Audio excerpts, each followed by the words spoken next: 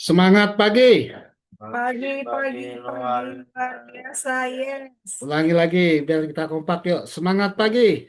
Pagi luar biasa, yes. Oke, makasih. Baik teman-teman sekalian. Assalamualaikum warahmatullahi wabarakatuh. Salam warahmatullahi wabarakatuh. Ke pasar beli ikan. Cakep, Jangan lupa beli terasi. cakep. Puji syukur saya ucapkan bisa berjumpa dengan Bapak Ibu lagi. Oke. Baik teman-teman sekalian ya. Pada hari ini kita akan ketemu lagi ya pada eh, materi dinamika kelompok ya di peserta Latsar ya, Latsar CPNS gelombang 5 angkatan 20. Baik, sebelum saya mulai saya ingin mengenalkan diri Bapak Ibu sekalian ya. Nah, ini nama saya Samsul Rizal ya. Sekarang saya sebagai Widya Suara di Kementerian Perhubungan ya, di Pusat Pengembangan SDM Aparatur Perhubungan. Oke. Nah, sebelum kita mulai, ya, saya selalu menyampaikan aturan main, ya, dalam eh, materi ini. Yang pertama fokus, ya, Anda harus fokus dulu nih, ya, karena nanti kita berinteraktif. Lalu yang kedua kita aktif, ya, artinya saling berinteraksi. Ketiga sharing, saling berbagi, dan terakhir santai, relax saja, ya. Jadi pada permainan hari ini kita akan mengadakan dinamika kelompok ya di pesta Latsar ini di angkatan 20 ya gelombang 5 ya. Nanti ada 3 permainan yang akan saya minta. Jadi siapkan sekarang Anda alat tulis silakan ya, siapkan alat tulisnya. Siap, Pak. Sudah siap belum? Siap. Oke. Yang pertama ya ini aturan mainnya ya. Nah ini teman-teman Bapak Ibu sekalian, nanti saya sebagai fasilitator akan menyampaikan instruksi atau perintah untuk menggambar. Maka saya siapkan sudah Bapak Ibu sekalian untuk menyiapkan alat tulis, kertas dan juga tinta ataupun pulpen ya. Tetapi di sini Anda bertanya ya teman-teman apa saya mendirikan perintah, instruksi, tapi peserta atau audiens, Anda Bapak Ibu tidak boleh bertanya, ya, itu yang pertama. Lalu yang kedua, saya sebagai fasilitator menyampaikan instruksi atau perintah kepada Bapak Ibu sekalian untuk menggambar, ya, tetapi peserta tidak boleh bertanya ketika saya sampaikan untuk instruksi untuk menggambar, ya. Lalu yang ketiga, saya memberikan contoh ya gambar ini kepada Bapak Ibu sekalian sebagai peserta untuk menggambar sesuai yang saya berikan contoh. Oke, sudah dimengerti? Sudah. Oke, oke, baik. Saya akan memberikan instruksi yang pertama ya. Saya akan menyampaikan perintah, tapi Anda tidak boleh bertanya. Oke, jelas ya? Oke, siapa alat tulisnya Ibu? Siap. Bapak Ibu? Oke. Yang pertama, buatkan lingkaran besar. Yang kedua, buat buah lingkaran kecil di kanan dan kiri dalam lingkaran besar. Lalu yang ketiga, buat tanda plus di bawah antara dua buah lingkaran kecil. Oke, buatlah tanda tangan, ulangi, buatlah tanda sama dengan di bawah tanda plus. Yang kelima, buatlah angka 3 terbalik di kiri menempel di lingkaran besar. Lalu buatlah angka 3 ya di samping kanan menempel di lingkaran besar. Lanjut, buatlah segi 4 sama sisi menempel di bawah lingkaran besar. Pak, ulangi lagi pertanyaan. Mohon maaf, tidak ada ulangan ya. Ini udah tidak ada pertanyaan. Oke. Buatlah angka 11 menempel di atas lingkaran besar. Buatlah dua buah segitiga sama sisi di kanan dan kiri menempel setengah setengah dari segi 4 sama sisi.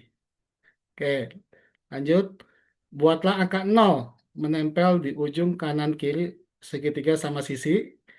Lalu yang lanjut, buatlah dua segitiga sama kaki terbalik menempel di bawah segitiga maaf, segi 4 sama sisi.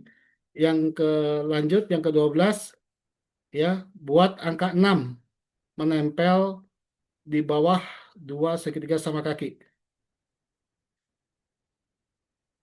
Dua angka 6 seperti apa, Pak, menempelnya? Oke, mohon maaf tidak ada pertanyaan ya, nggak boleh ya.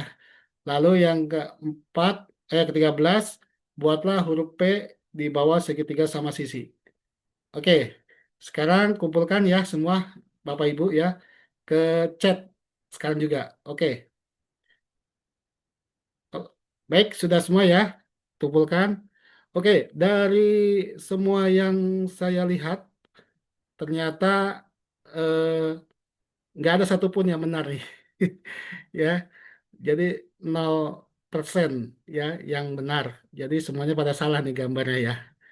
Oke, baik ya. Itu yang pertama ya, pertanyaan pertama ya, gambar yang pertama dan pertanyaan yang pertama. Lalu yang kedua, kita eh, instruksi yang kedua ya. Saya akan menyampaikan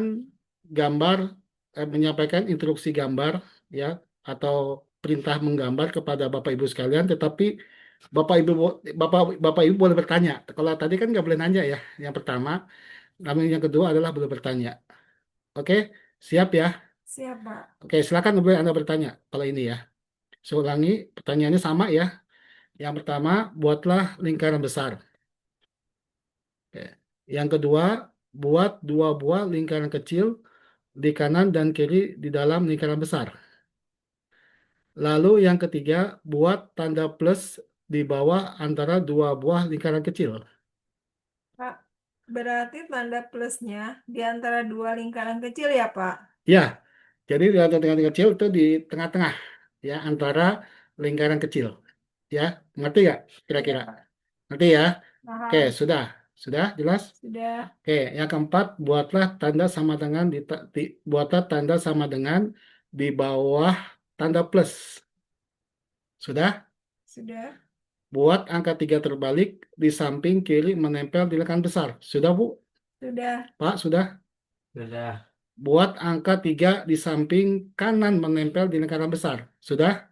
sudah, sudah, Oke, baik. Buatlah segi 4 sama sisi menempel di bawah lingkaran besar. sudah. sudah, Sudah?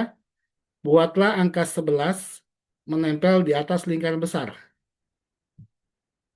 sudah. Angka 11 seperti rambut yang di atas ya, Pak? Ya, betul. Rambutnya di atas ya, tempel di atas tuh, angka 11 ya. Oke. Ngerti Kak, Bu? Di atas lingkaran besar. Iya, baik, Pak. Ya, oke, lanjut ya. Yang kesembilan, buatlah dua buah segitiga sama sisi kanan dan kiri menempel setengah dari segitiga sama sisi. Segi 4 sama sisi. Oke, cukup jelas? Jelas. Buatlah angka 0 menempel di ujung kanan dan kiri segitiga sama sisi. Sudah? Sudah, Sudah, Oke, lanjut. Buat dua segitiga sama kaki terbalik menempel di bawah segi 4 sama sisi. sudah, Sudah. Yang ke-12, buatlah dua angka 6 menempel di bawah dua segitiga sama kaki. Pak, tadi yang segitiga sama kaki terbalik, ukurannya sama atau tidak ya, Pak? Oh, yang tadi ya, yang nomor Yang 11. 11, Pak. Oke, saya ulangi lagi ya. Buatlah dua segitiga sama kaki terbalik menempel di bawah segi 4 sama sisi. Berarti dua-duanya ya menempel ya. Ya, sama artinya ya. Ya. Oke, nomor terakhir, nomor 13 ya. Buatlah huruf P di dalam segitiga, maaf, saya ulangi, buatlah huruf P di dalam segi 4 sama sisi. Oke, jelas semua? Jelas, Pak. Oke, kalau jelas, kumpulkan. Ayo, di chat ya, dikirim. Oke, baik Bapak Ibu sekalian, ini udah dikirim ya semua mayoritas nih ya. Oke, saya cek dulu nih satu-satu. Oke, ternyata dari sekian yang sudah dikirim ke chat ya, hampir mayoritas nih sudah benar ya. Hanya sebagian kecil yang mungkin ada sedikit salah-salah ya. Tapi kalau saya lihat ini sebagian besar udah mulai bagus ya, udah mulai benar, hampir 80% nih sudah benar ya. Perintah yang saya sampaikan sudah sesuai dengan apa yang eh, Bapak Ibu lakukan. Oke, jadi yang ketiga ya, Anda sudah buat gambar lagi nih ya. Jadi aturannya yang ketiga, sekarang saya kasih contoh ya, gambar kepada Bapak Ibu sekalian silakan Bapak Ibu sekalian menggambar sesuai apa yang saya berikan contohnya. Ya, silakan ya. Oke, nih. Oke, sudah jelas? Biar kelihatan Bapak Ibu sekalian Jelas gambarnya. Pak, kelihatan. Oke, sekarang silakan Anda buat. Sesuaikan dengan apa yang saya berikan contoh ya. Oke, sudah? Oke, sekarang Anda kirim ke chat ya, silakan. Oke, baik. Nah, dari semua yang Anda sampaikan, yang kalian kirim ke chat ternyata 100% Anda benar semua nih gambar ya. Ya, ternyata 100%. Nah, sekarang apa sih kesimpulan yang akan saya sampaikan terhadap gambar yang tadi saya sampaikan? Ya, yang pertama tadi ini ya, saya menyampaikan instruksi atau perintah menggambar kepada Bapak Ibu sekalian, tetapi Bapak Ibu sekalian tidak boleh bertanya. Berarti apa ini? Kalau dilihat gaya kepemimpinan, yang sifatnya Otoriter. otoriter. Betul nih Bapak Ibu sekalian. Nah ini ya, yang sifatnya otokratis. Jadi ada kan pimpinan kayak gitu ya, Bapak Ibu sekalian ya, yang ngasih perintah tapi nggak boleh bertanya deh. Dia kamu lakukan dah, jalankan ya. Pokoknya saya ingin tahu hasilnya seperti apa. Dah, kamu lakukan. Nah, sehingga ada hal-hal yang tidak nyampe informasinya. Nah, makanya di sini gaya otokratis atau gaya kepemimpinan yang otoriter itu adalah gaya kepemimpinan yang memiliki kriteria atau ciri yang selalu menganggap organisasi sebagai milik pribadi. Nah, itu ya, arogan, terus mengidentifikasikan tujuan pribadi, makanya ada tujuan pribadi di situ ya, dengan tujuan organisasi, terus menganggap bawahan. Nah ini, bawahan sebagai alat semata, jadi bukan sebagai partner, ya, partnership atau teamwork, ya. Terus tidak mau menerima kritik dan saran. Makanya tadi ada yang bertanya kan dari Bapak Ibu sekalian, Pak, bisa ulangin lagi nggak perintahnya, Pak? Saya kurang jelas, tapi ini nggak diabaikan sama pimpinan ya. Terus terlalu tergantung pada kekuasaan. Nah itu ya, yang sifatnya otokratis. Lalu, nah ini indikator gaya otokratis itu indikatornya ya, mengenai gaya yang otokratis, yaitu sentralisasi kewenangan, produktivitas kerja, dan manajemen setiap keputusan dianggap sah. Dan pengikut-pengikutnya wajib menerima perintah tanpa pertanyaan. Nah, kita tadi ya tanpa pertanyaan. Jadi wajib menerima perintah, nggak boleh ngebantah. Nah, lalu yang kedua tadi, nah, yang kedua tadi saya memberikan instruksi kepada Bapak Ibu sekalian, ya, tetapi peserta boleh bertanya. Berarti apa itu?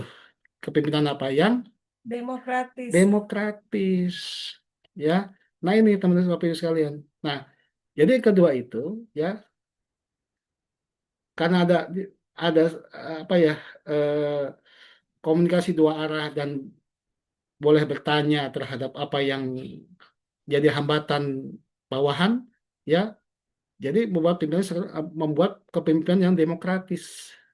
Yaitu seperti apa? Yaitu gaya kepemimpinan yang memiliki karakteristik ya sebagai pendukung, sebagai maaf, sebagai berikut ya, menganggap bawahan sebagai makhluk yang mulia di dunia. Nah, itu ya. Selalu berusaha mensinkronisasi kepentingan dan tujuan organisasi dalam kepentingan dan tujuan pribadi daripada bawahannya. Jelas ya. Terus senang menerima saran, pendapat, bahkan kritikan dari bawahan. Ya, makanya tadi Bapak Ibu ada yang bertanya kan, Pak, kurang jelas, Pak, boleh bertanya nggak? Silakan. Ya, selalu berusaha menjadikan bawahannya sukses dan berusaha mengembangkan kapasitas diri pribadi sebagai pemimpin. Nah, itu jelas ya. Nah, indikatornya apa? Nah, ini teman-teman sekalian. Ada hubungan baik, chemistry makanya ya, antara pimpinan dan pegawai. Lalu juga ada penghargaan, reward yang diberikan oleh pegawai. Dan terakhir, manajemen yang mendengarkan aspirasi bawahannya. Ya, jadi itu ya bedanya. Makanya tadi yang pertama tuh nggak ada yang benar tuh. Lalu yang kedua kok jadi banyak yang benar ini lah ya, mayoritas ya, hampir 80% lebih lah ya. Yang sisanya mungkin salah sedikit-sedikit. Wajar lah namanya dalam pekerja pasti ada sedikit yang kurang-kurang ya. Tapi pada prinsipnya sudah mengerti ya. Lalu yang terakhir ya, dengan memberikan contoh dari gambar ya. Jadi saya lihat tuh 100% betul semua ya. Nggak ada yang salah. Nah, berarti apa ini? Kepemimpinan yang apa? Pemimpin yang teladan. Ini gaya pimpinan yang teladan nih. Ya, teman-teman.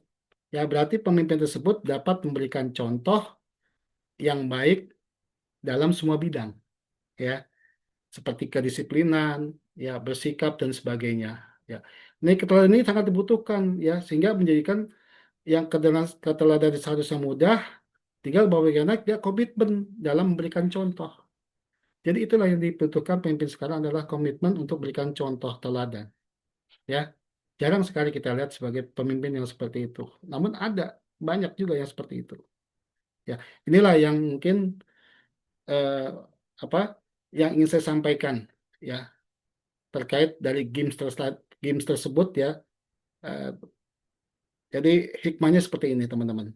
Jadi kita ambil kesimpulan bahwa eh, gaya kepemimpinan itu sangat penting ya karena Anda semua adalah seorang pemimpin. Minimal ada pemimpin terhadap dirinya. Betul tidak? Ya semua adalah pemimpin. Ya itu ya teman-teman sekalian. Jadi kesimpulan pada pagi hari ini ya terkait dengan eh, games permainan dinamika kelompok. Ya, baik. Ada pertanyaan Ibu sekalian? Cukup, Pak. Baik, cukup jelas ya. Kalau cukup jelas, Alhamdulillah saya tutup dengan ucapan keirian ada burung cendrawasih. Cakep. Sekian, terima kasih. Assalamualaikum warahmatullahi wabarakatuh. Semangat pagi.